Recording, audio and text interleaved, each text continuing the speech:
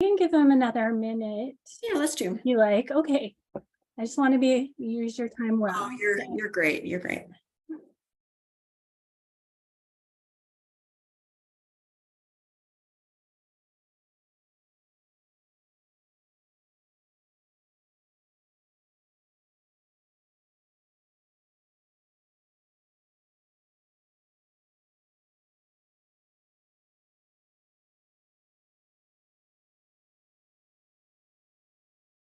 Glad everyone survived the snow. It's good to have you here.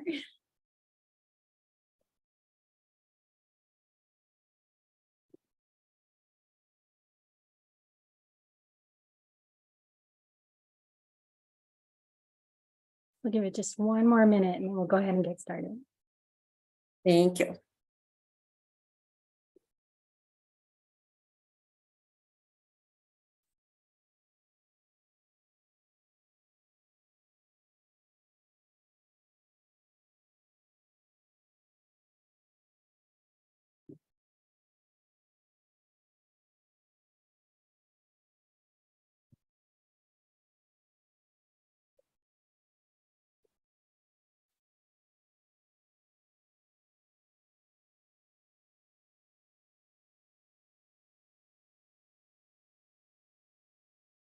All right, I think we'll go ahead and get started. Once again, we have Rebecca here from Utah Grants, who's going to be talking to us about monitoring and using Utah Grants. So take it away, Rebecca. Perfect. Okay. I feel like we're all friends here. Can everyone hear me okay? Yes, I'm trusting thumbs up. There are few enough people in this meeting that I think that we can kind of make this a dynamic training. So if you have questions, feel free to interrupt me as we are going along. I want to customize and make this training for exactly what you need. I will be hitting on a few things within the monitoring component of Utah Grants, as Lisa has requested, but I'm happy to go anywhere that you need help. So I expect that we'll spend the first little bit of this training going through that monitoring section, and then we'll open the rest of the time at the end for any questions that you may have. So that's kind of what my plans are as far as format is concerned. So I'm going to go ahead and share my screen.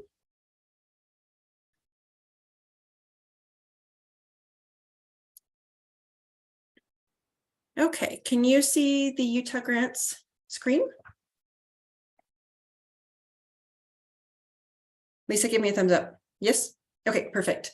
Okay, so logging into Utah Grants, I am currently logging into our development site. So this is where we do our trainings and our testing. So this, the data that you're seeing within the site that I'm showing on the screen now is just testing data. It's not actual real stuff, but the functionality is the same. So just if you see something that doesn't look familiar, that's why there's a lot of gunk in here from testing, from the testing perspective. So what we're going to talk about is monitoring. So on the grant lifecycle, monitoring is here on the top far right. We're also going to be talking about the analytics tab just a little bit, but let's go ahead and start in the monitoring tab. So there's a few things that we do here. So we manage payments in the monitoring, we manage site visits in monitoring, and we don't actually utilize progress reports in Utah Grants as of right now. I don't know if that's going to be in the future either, but those are the two main things that we do in the monitoring section in Utah Grants. So most of you should know about payment requests, but I wanted to hit upon the site visits and how we are managing that in Utah Grants. As our fiscal monitoring team is coming into the full level of staffing, more and more site visits are being conducted, and I've had the request to do a specific training on site visits. That said, everything that we're going to be talking about today will be provided in training materials, so don't feel like you have to take copious notes. I don't have them published on the web just yet, but you're going to help me to refine them today to make sure that the instructions are inclusive of everything that they need to include and answer or address any questions that you may have. So the notes will be available, as will the recording for this session. Okay, so within the monitoring tab, I'm going to click here on the left to view site visits. And you can see here that I've created 2 different records for site visits for this pretend Alpine School District and my testing organization. Just to show you another way of navigating that may be helpful to you. So what I did is I went to monitoring, view site visits. On the home screen, there's also a lot of really helpful information under your organization profile. So from home, if you click on Manage Organization Profile, and then click on Management in the sub-tab, you'll see the same thing here. So you'll see those same 2 desktop review records, as well as risk assessments. So this is just another way that you can get there. There's all sorts of links within Utah Grants to get us all the way around. So you can get there either way. So I wanted to show you, first of all, this what happens at the beginning of a review or a site visit. So I'm going to go ahead and enter into this record. You'll receive a notification in an email that a site visit is being conducted. Site visits within Utah Grants can be one of 2 things. They can be an actual in-person on your site visit, or they can be a desktop review. Both are considered monitoring, and they're exactly the same as far as functionality is concerned. The only difference being one is in person and one is remote. That's it. So the site visit record will tell you what to expect that way. So on the monitoring activity here on the top, where it says desktop review, that tells us that it's a remote visit or remote monitoring event. If it were to say site visit, then you would know that it would be in person. So this heading is actually really informative. It will also tell you what type of visit that we're doing or what type of monitoring that we're doing, whether that be programmatic or fiscal or both. So some helpful information within there. You'll also get some site visit details within the overview tab. You'll know when the activities are intended to begin. So whether that be on site or remotely, when we're planning to do that review. So the start and end dates of that review activity. And then also the period that's being monitored. So if we're looking at the last fiscal year, we'll put in the dates for state fiscal year 2022. And so you can see that as you need to start pulling records, those are the dates that span our monitoring event. And then there's a description of what we're doing. There's a key point of contact. So if you have questions on this visit, you'll know who to reach out to within USBE. Vendor information, that's you. You don't need to know that. You already know that. And then required staff to be in attendance. If this were an on-site visit, we would have a list of people here of who needs to actually be in attendance at the meeting when we come on site. And then we'll include some instructions for you as far as what is included within the site visit or the monitoring visit. So for example, if we're looking at time and effort reporting, we would put that description here. We're looking at time and effort. We need you to submit a sample of these 10 time and effort records. So we'd give you detailed instructions right here on what exactly we need from you from a documentation standpoint for this visit. And then we also talk about or include which programs that we're including in this monitoring. So it could be just one program, or it could be multiple. So it could be like all of the title programs lumped together, or all of the special ed programs lumped together, or it could be just one program. And that depends on our fiscal monitoring staff on what they're reviewing and looking at as far as how they group those monitoring visits. They are trying to group them together whenever possible so that we reduce the amount of work both from us and on you. And then in this context to be notified section, this is who we have contacted, who we know at your organization needs to be involved, and at our organization at USBE. So everyone that's involved in the site visit. These individuals may or may not be users of Utah Grants, but notifications will go out to everybody on this list saying, hey, if a site visit is going to be conducted, here are the dates. Essentially, it includes everything from this overview section. If you have access to Utah Grants, you can also get into Utah Grants and manage this site visit. Otherwise, you'll just receive the notification saying this site visit is going to be conducted. So we can notify users that are not, employees that are not users of Utah Grants, but you have to be a user of Utah Grants to be able to go in and attach files or manage this site visit. If you need to add new users, we've got instructions on our website on managing users within Utah Grants. The expectation is, though, that with all of the people that are contacted, you'll pick a point of contact and have that individual responsible for kind of managing the documentation, adding information within the system to provide back to the fiscal monitoring team. Any questions so far? I'm going to try to slow down a little bit because I know I'm talking really fast. Okay. So the expectation is when you get notification of this, there'll be a list of required documents that we need from you so that we can conduct our monitoring. That will typically be within the information section. So within the instructions for subrecipient section, what type of documentation that we need. So you will find this record within Utah Grants, follow one of those 2 navigation paths that I showed you before. And then you'll come in here, you'll read through, you'll look at the instructions and determine what needs to be attached and included. And then you go to the attachments tab and attach right here under the attachments from grantee. You would just click on the new button and then attach that documentation and file. Also, if there's any instructions that are required or that we are providing to you, any additional information or files, we would include that here as well. So the intent of this is so that we have all of the same documentation in the same place and everybody has access to the same information. So we're not sending files back and forth via email. We're not losing track of who submitted what and when. We have everything attached to the same site visit record. You can see it, we can see it, we all have access to it. It's a lot more streamlined than what we've done previously. So that's nice. When the site visit occurs, that will all be done with the information that's attached here in Utah Grants as documentation. We may need to attach more to make sure that we have all of the information that's needed, but we can continue attaching anything we need related to this monitoring visit until the visit is actually closed. So before the visit, during the visit, we can continue to attach required documentation all during that time. We would hope that you would attach the required information sooner rather than later so that our fiscal monitoring team can get started on reviewing those documents.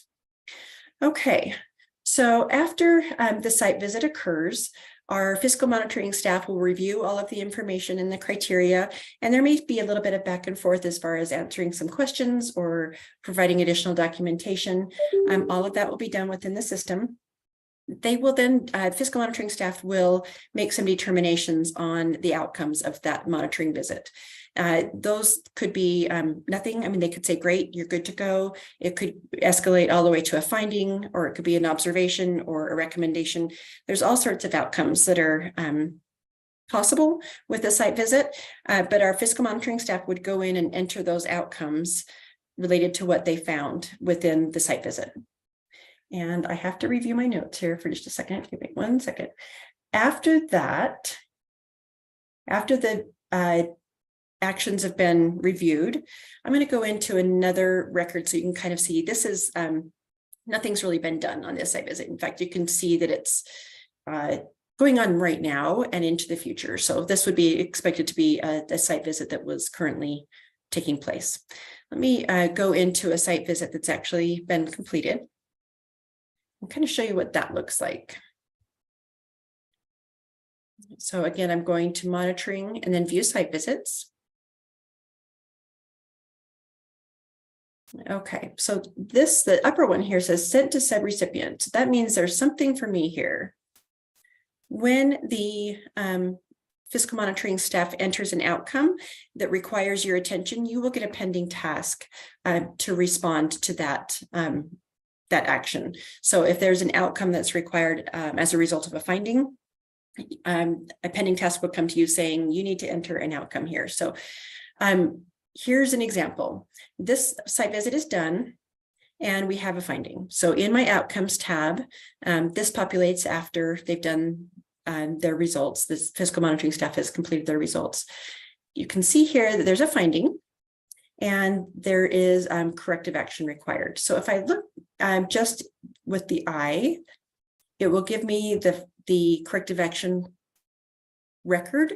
So essentially, it will give me the description, the criteria, condition, cause, effect, and recommendation, and any question costs.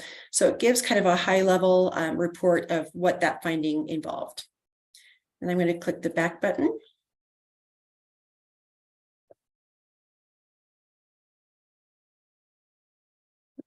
Findings will typically require some type of a corrective action. So you would click on this corrective action link.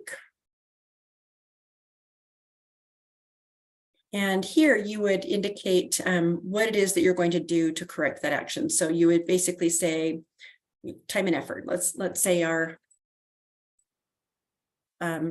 we're missing a policy.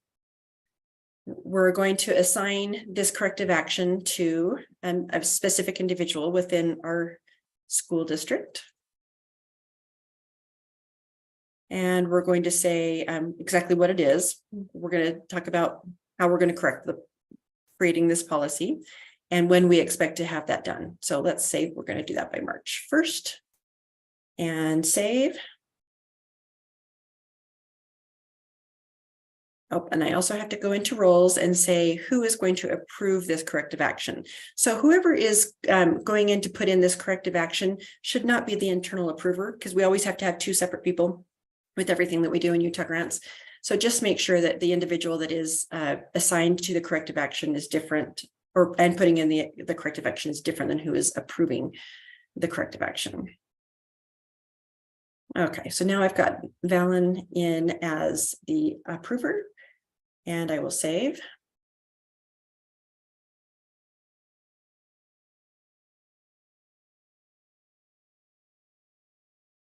Perfect. Now I'm going to submit that for approval. And then Valen will get a pending task to approve that. So that corrective action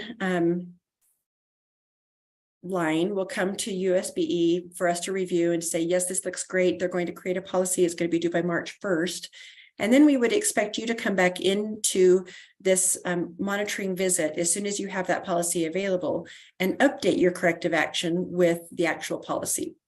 So we will keep the corrective action open as long as it takes, well, until it's due, and you're going to be working with your fiscal monitoring staff to determine a reasonable period of time for that. Sometimes we can turn around really quickly and you know, the policy was almost done within 2 days, we can get it signed and put into place. If that's the case, we can just attach the policy. It's completed. We can consider this corrective action complete. It does go back to our fiscal monitoring staff to review that corrective action and accept that or send it back to you for additional work, at which time you would submit a final here's the action that we've done on this related to this finding, and we would close the monitoring visit and any associated corrective actions. Just to note that there could be multiple corrective actions within any site visit. So each and every one is handled as a separate task. So the site visit itself will not be considered complete and closed until all of the corrective actions have been completed and signed off. So, and they'll be done individually. So it's a little bit of work when you have multiple corrective actions associated with a site visit, but that way we can keep track of which ones have been done and which ones haven't. Okay, so are there questions as it relates to site visits or fiscal monitoring desktop reviews?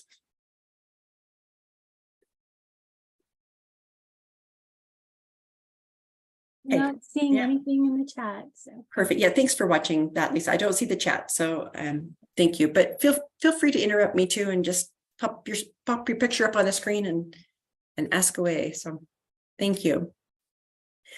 Okay, so again, the instructions are going to be published. I'll make sure that you have really good information on the web as far as which steps to follow. But just as far as workflow, the most important thing to kind of note is that each corrective action is unique, and you have to manage each one separately as it relates to that visit. Okay, I'm going to go ahead and move on to another element of monitoring, which is reporting. In the analytics tab, so it's the very last tab at the top, it's a little pie chart and it says analytics. I wanted to make you aware of a couple of really useful things. So first of all, on the left, there's a link for the grant summary report.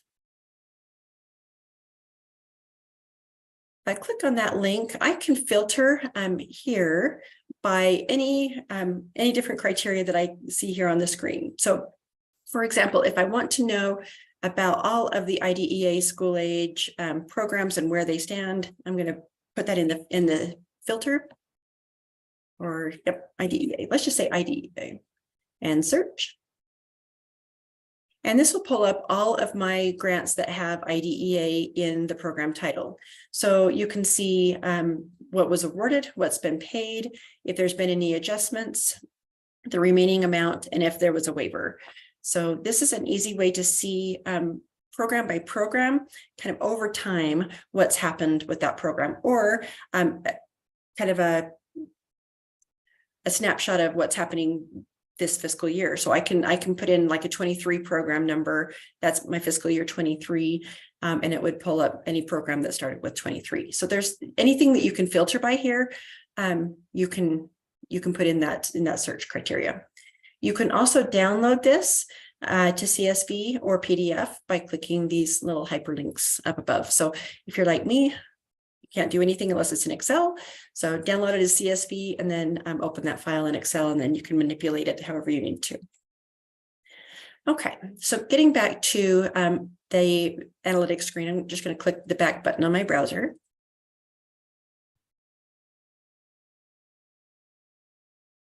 Oh, I did notice a chat. Perfect. Thank you. Okay, so again, in analytics, there are also some reports that I wanted to point out. So all of these reports are customizable, and you can add, subtract, save any amount of new reports that you need to. But one that I find that is really helpful, and we've recently made updates to, is this USBE awards report. So to access the report, you would just click on the eye or the view. And it's going to put you in a screen that kind of looks like a Salesforce screen, which it is. Within here, you can customize this report by clicking on this customize link. And it pulls up here on the left a whole bunch of new information that you have available to you within this report that you can just click and drag into the report. And then you've got that information available to you. So I'm going to go ahead and run this report, clicking on the Run Report button. And one thing that I'm noticing is it looks like I've got some duplicate records here. One thing that we should have on this report, and maybe you guys can do this with me and tell me if you have this on your report or not. We should be including only certain statuses on this. As you may remember, a grant is the one holding place for multiple different awards. So every time that we have an amendment, we will have multiple awards within a single grant. What I want to see on this report is not all of those different versions of that award. I mean, maybe it is, but in my mind, I want to see the most current award document because it's going to be the most up to date. So what I'm going to do here is I'm going to customize this report. This is actually a great example of how to do that. And then I'm going to pull this status and just click and drag into the box above, which is kind of a filter box. And I'm going to say, I want everything that has a status that is not equal to, and then use the search box. I don't want to see anything that is amended. And say, okay. So now all I am seeing are the activated, closed, or somewhere in the workflow, kind of in flight grants. It's a great way to know, like, where's my grant in the approval process? Because it will show you right here, submitted for approval. It will also show you awarded amount, payment amount, remaining amount, or any pending payments. It gives you a period of performance, start and end dates. Also, this is new for this report. It will give you a CFDA number if it's a federal program, and your sub-account is what we call the district program revenue codes. Do you guys use district program revenue codes? Do you use these codes? They're here if you do. I'm not sure if it's just districts or if it's also charters. So if so, they're available. CFDA number is a great tool as you're preparing your CFA. Yeah, they're saying that, yes, we do need. Yes, yay. Okay, I'll stop calling them district numbers then. Perfect. Okay, so to get the detail, now that I've customized this report, I'm going to go ahead and run the report. Okay, and now I have all of that detail, multiple lines within the report. Like the grant summary report, I can also export this into multiple different file formats by clicking on export details. And I just typically use whatever is defaulted here and say export. And then I can open that in Excel, and it's a lot more meaningful and useful for me there. Okay. If you want to save those changes, you can go ahead and say save as and create a new report. So in this one, I'm going to say save that as USBE awards, active and closed. I can put a description in there, and then it's going to save it to my personal reports. So I can say save and return to report, or I could just say save. And then it would exit out of that report. So again, super helpful reports to have. You can customize them in any way that you need to. Not all of the information will be there on the left. If as you customize, what I meant was this information here. So if you are looking for something and you're not seeing it, feel free to give me a call or call the Utah Grants Help Desk, and we can help you through to see if there's a different report or if we can make some other fields available within the report for you. So I'm going to go ahead and close that report. Oh, I did not like that. But again, I'm in my testing org, so it's going to be crazy. Okay, I'm going to go ahead and just abandon that window for a minute.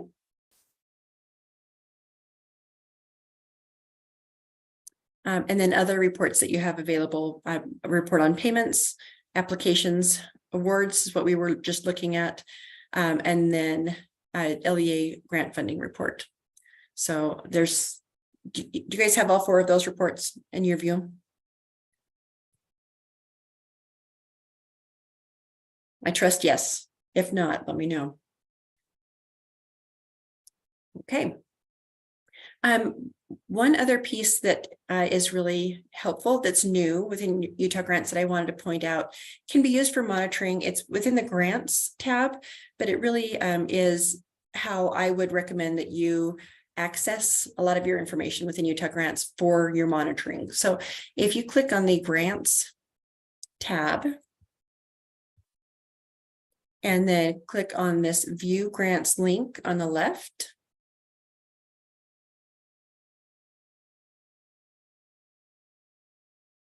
actually, the new one is view active grants, sorry. Okay, so we have some new fields within this report too. This looks a lot like that awards report that I ran, although this is just a table within the screen that I can link and get to these records really easily. So by clicking on grants again, and then view active awards, I can see essentially that same information that was in the report. I am now seeing the CFDA number, whereas I didn't see that previously, and the sub-account field or the program revenue codes. You'll see the payment type, awarded amount, and remaining amount. One thing to note that's different on this view as opposed to the report is I'm only looking at active awards here. So this is filtering out anything that is closed, which we're actually working to catch up on. We've got quite a few things that should be closed that are not yet, but your list is going to get smaller as these programs get closed out. Wanted to point out something that may be really helpful as you're looking at managing your grant funds, and that would be this view with a filter. You can filter most of the screens within Utah Grants by clicking on this little filter button, and then selecting which field you want to filter. So in my case, what I want you to look at is the payment type. And if I say I want any payment type that's equal to, and again, you can use equal or not equal to, any different, whichever way you want to look at the modifiers. And then I want to say, I want to look at reimbursements required. Click on the plus. This is now pulling up a list of all my reimbursable grants, and I can very easily see how much is remaining or available on each of these grant programs. So this is really helpful when you're needing to know if you need to do a billing on a program, or if you've completed all of your billings. If you still have remaining amounts there, then you may need to look at making sure that you've submitted all of your reimbursement requests associated with that. So this is a great way to kind of weed out any of the MSP programs, Act 112 programs, or lump sum programs that you still receive payments on there in Utah Grants. The reimbursements required are those that you have to submit a reimbursement request to get paid. Another helpful tool here, make sure that you're looking at the number of records. You may need to go through multiple pages, or you may need to look at more than one, like more than 10 records that are there. You may want to look at all of them. Okay, so filters are extremely helpful, and you can always just remove them by clicking the X. And for me, I use the search boxes probably more than anything. If I know what I'm looking for, I have a general idea. I want to look at the IDEA grants again. I would just put that in my search criteria, click search, and it's pulling up any active award that has IDEA in the title with all of the information associated with that. And then I can just access that program directly by clicking on the view, and I can do payment requests from there. Let me show you, for example, this one.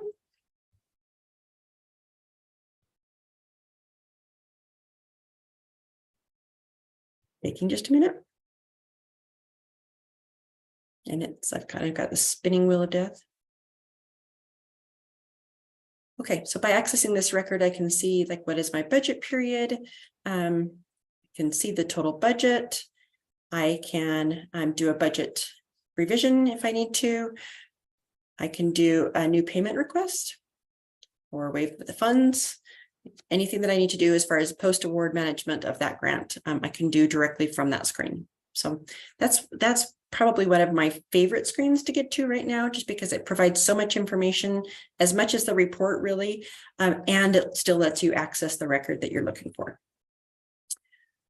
Okay, I think that's it as far as what I had on my agenda to show you today, but I wanted to leave some time to answer any of your questions. So fire away. What questions do you guys have for me? And Lisa, if there's anything else you wanted me to hit that we didn't, feel free. That's good for me. Okay. Not seeing anything in the chat so far.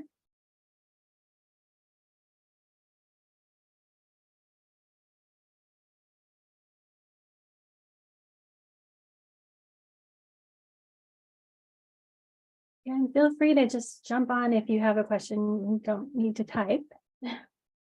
Yeah, exactly. Just unmute yourself. I do have a question. I'm wondering why like such old grants are still in here. And even when you pulled up your active report, you could see that ones were like they expired in 21, but they're still in there, and they're even still pulling up in your active filter. And They are because I haven't closed them yet. It's actually me and Louie. It's the Utah Grant Support team that are closing these out, and it's just a capacity issue. It's a matter of getting them closed out. So we manually have to go in each and every single funding profile and close them out. And if there's any amounts that are left over that haven't been utilized, we've got to turn those back. So it's quite a process actually to close out a program. And we're playing catch up. We've really done quite a few in the past, I'd say, month. We've been focusing on our federal programs that are like expired, no longer can use. But if there's zero in there, or if the program period has expired, they're likely closed. It's just a matter of us getting them closed. So it really is just a capacity issue. Okay, awesome. I just didn't want to I wanted to make sure, like, is there any other issue? Yep. Thank you. Good question. Thank you. Rebecca, I have a question. This is Yeah. Tanya. Hey, Sorry, my camera's over here, but my information's here. you're great. It's great to see your picture. It's nice to see faces. Hi. So what about things like I have a couple of things, one in applications that, an application that I started that we then abandoned, Mhm. but now it's past the deadline and we can't delete it. How do we get rid of those? There's also a reimbursement request that I think is also an old one Sure. that I can't figure out how to get rid of that. So let me show you in applications. I want to see any application. Well, let's just put a filter on since that. Oh, by the way, I don't know if you saw what I just did. You can click on the titles of any of these flex tables and they'll sort by that title. So it would sort up or sort down depending on how many times I clicked it. So a lot of times I can find things by just sorting on that title. I didn't. So in this case, I'm going to go ahead and go to my status, contains, created. That means it's not submitted. So click on that. And you can also go on the dashboard just up to that little blue band and get a list of all the grants that have been Yep, created. exactly. Exactly. You can do that as well. Yeah. Perfect. Thank you. Thanks for pointing that out. Okay, so for example, this little guy application is way past, but it's still in created status, right?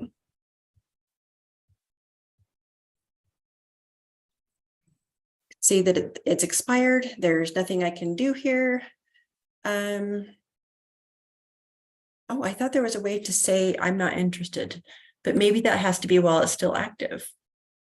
Hold on, I'm playing here. Okay.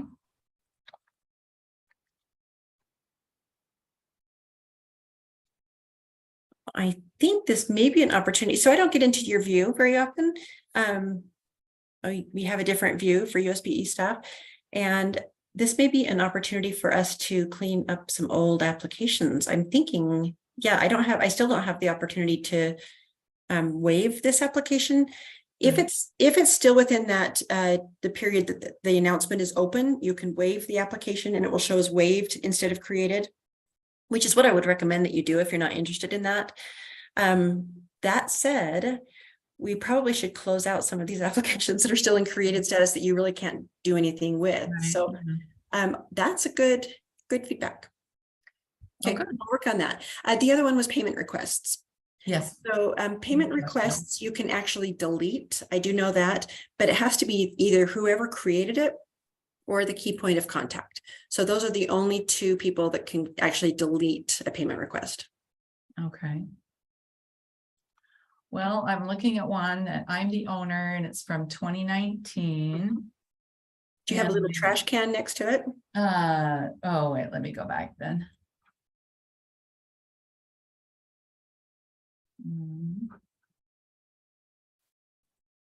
No, it pops up on the, like from the dashboard, I go to created, and then it gives me this list of reimbursements that I've started, but there's the eye. So I click on the eye, the green eye, and then it gives me an option to submit request or edit.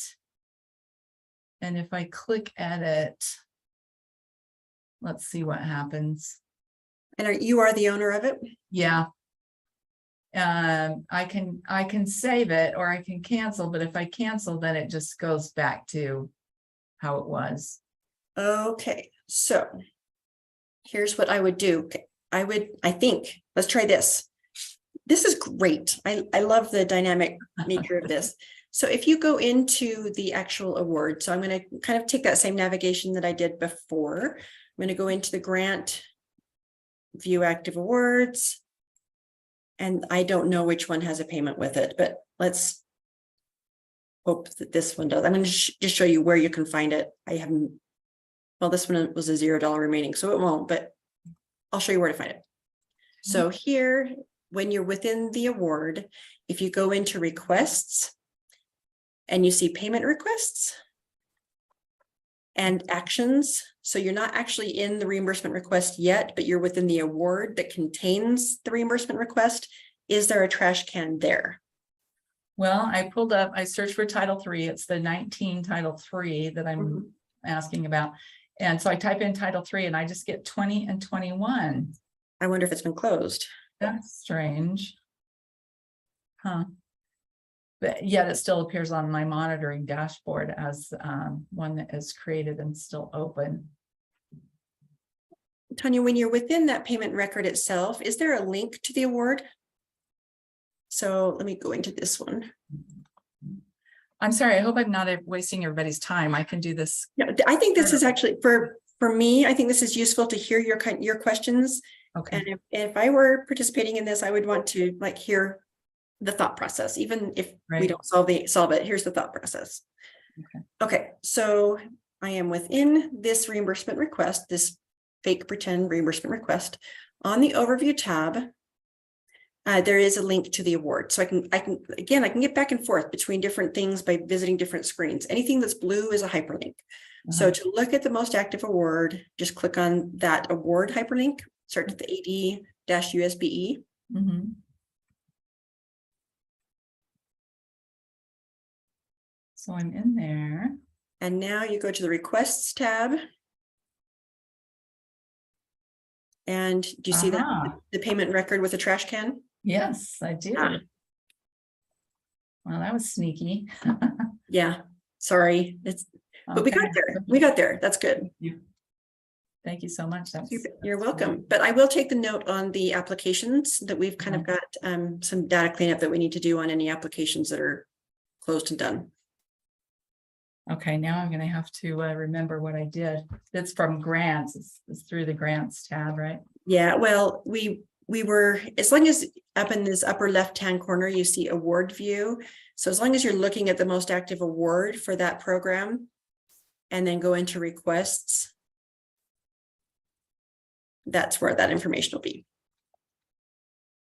Okay. Now, let me show you the difference between award view and grant view, because it's confusing. The screens will look a little bit different and we have hyperlinks between both. So I'm in award view right now. You can see there in the upper left-hand corner. I'm going to click on this hyperlink to get to the grant view.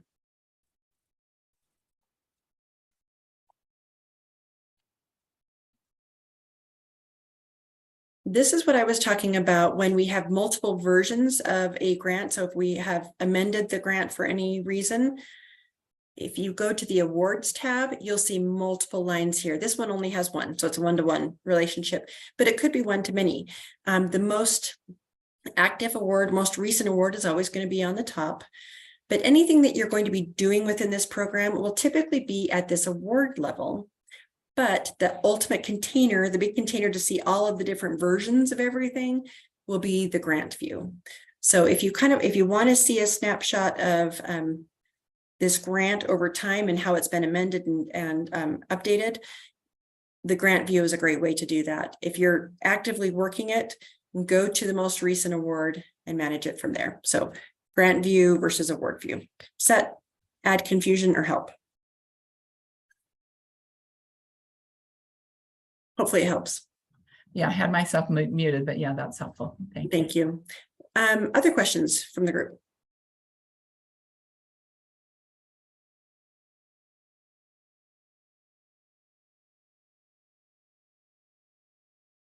There is something in the chat. It says some older grants, we try to waive and clean up. Our grants are denied. Should we keep trying to clean them up or wait for you? I would definitely say if you have remaining amounts that are have not been reimbursed, that you're not going to be reimbursed for those. You've expended as much as you can, the program is done, or you have remaining amounts and the time limit is over and you know it's not going to be extended, then I would say please waive the remaining funds on your own. We will still do the closeout, but that will make the closeout process a lot faster for me if you waive anything that's remaining. And to do that, the instructions are within the website, but within the award view, this one's not going to work because I have 0 remaining in it. But within the award view, it's just like a payment request. But instead of clicking on new payment request, I would click on waive funds. And that has to come to USBE for approval. So, and it goes to your internal approver as well. But that helps us in the overall process. If you have a whole bunch of grants out there with remaining amounts that you know you're not going to utilize, yes, please initiate a waiver on those because it does help us in the long run. Okay, we have another one in the chat. It's how do we delete old users? You mentioned there was a guide somewhere. Does it address that? Yes and no. It basically says call the Utah Grant Support Desk because you can't do it yourselves. So to know where your users, who are your active users, for those that don't know, in the home screen and then manage organization profile.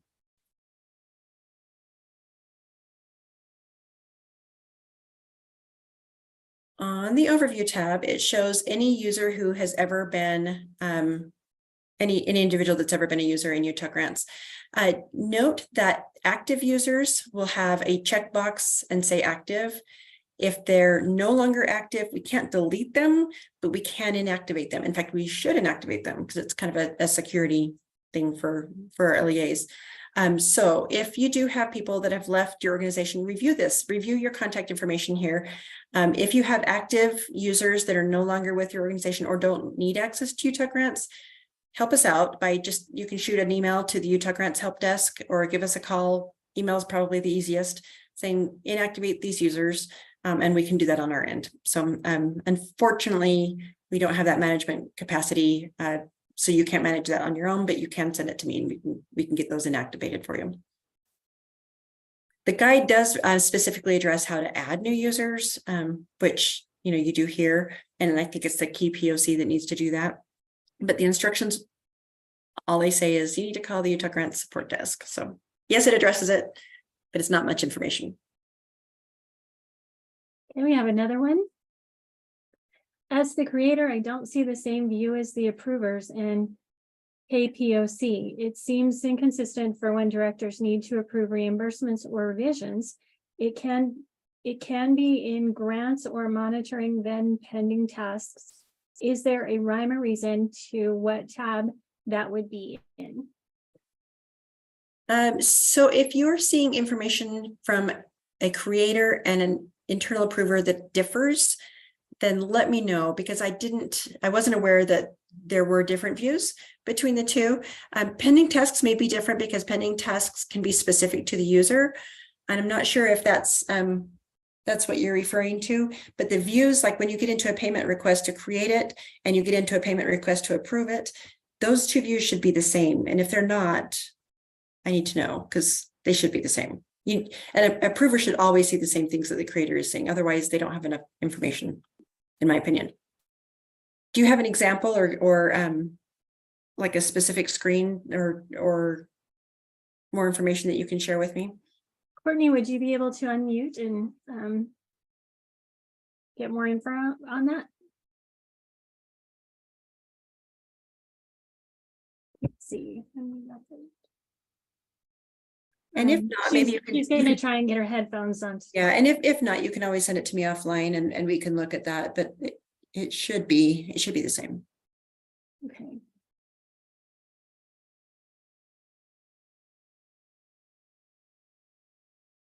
I don't see any more. We can wait a little bit to see if Courtney Can you hear me? Oh, there she is. Oh, Hi, okay. Courtney. Hi, Courtney. Sorry. My computer doesn't let me talk without headphones. So I didn't think I'd get to talk on this lovely meeting. Sorry. So I help several directors submit their applications and their reimbursement requests and their revisions and allocation changes. And they'll ask me, where do I go to approve it? And so I'll tell them, usually it's under grants and then pending tasks or monitoring or pending tasks. And then they'll say, I don't see it here. So usually we can kind of bounce back and forth, but my view of Utah Grants is different than theirs. So I just don't know how to direct them, like our reimbursement requests under grants and then revisions are under monitoring, or So does that make sense? yeah, I hear two different things. So if the screens that you're seeing are not the same as what your approvers are seeing, get me 2 screenshots so I can see, because I need that information so we can fix that, because that's not supposed to be that way. However, I think that the grant, like what they can see, it's just how to get there that I can't, like, I don't have all the same tabs and the same buttons that they have as the key point of contact. Does that make sense? Yes and no. There's very, very few, like the new in the contacts, I think might be a key point of contact, accessible option, Okay. but I'm not sure of any others. But Okay. so if you do see that, Courtney, Then send me, I'll send me let some you know. screenshots. Yeah, but again, there's so many ways that you can get to things, but I want you to be able to help your directors, the people that are doing your approvals, to get to where they need to be. So whatever we need to do to help you to see that, get Okay. there, I want to be able to help you with that. So Okay. Thank you. one other little helpful thing though that I'm hearing is we don't know where to find our pending tasks. So I'm going to show you a helpful tool that you may or may not know about. In the home screen, there's the task summary by phase, and it has the different phases like from across the top, and it has a number, and that number is a hyperlink. So this is anything that would be in my applications pending tasks. So that would be the applications would be the phase, and then this would be pending again. So I can do a couple of things when once I know I have applications that have pending tasks, so I could go to applications, then pending tasks, or I can just click on that number and it will take me there automatically. And this is a list of all of my application pending tasks. So that screen from the home menu is actually that little dashboard with the pending task is really helpful for you to find where that pending task may be within the different tabs across the top. This task summary by due date, please ignore it. This is not helpful information, although it is a sum of like all of these tasks here. Currently in the QA environment here, all of this person's tasks are late. Late task is anything that's over a week old. That's all it means. It doesn't tell you that the application is past due. It doesn't tell you if a payment request is past due. It is just 7 days and that's it. So, I mean, it may be helpful to know like the age of the item, but it doesn't tell you as far as due date is concerned. So I would ignore that. Pay attention to this task summary by phase, and then just click on that number, and that will get you directly to that pending task list. So Courtney, that may help with some of your approvers to have them navigate to that dashboard.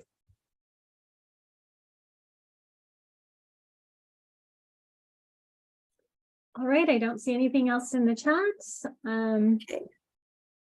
So I think we're good. Does everybody know how to get a hold of me and Louie? So my team is me and Louie. Utah Grants at schools.utah.gov is really the easiest way to get a hold of us. And that way you can always reach out to me directly, Rebecca.Nielsen, I think the spelling's on the screen, at schools.utah.gov. Once in a while I take time off. So by sending it to the Utah Grants inbox, whoever can get there fastest will answer your questions or address the issue. So feel free to shoot us an email, which is the easiest way to reach us. And if you think of things after today's training, or you find that other training would be helpful, please also reach out anytime. Let me know how we can be of help. You and Louie are super helpful. Like, I just have to put that out there that you guys are so awesome. You can fix everything. So thank you for that. Courtney, I'll pay you later. Thanks. I'm sure you just see my name come around a lot and you're like, oh, not that girl again. We do. Oh, we're like, yay, it's Courtney again. I'll No, pay it's- you later it's for saying that. You are our super user because you help so many people that you're in there a lot. So we appreciate you. Thanks. All right, everybody, stay safe and stay off the roads if you can, but travel safely with the weather we're having, and hope you're all well. Thank you so much, Rebecca. I appreciate it. You bet.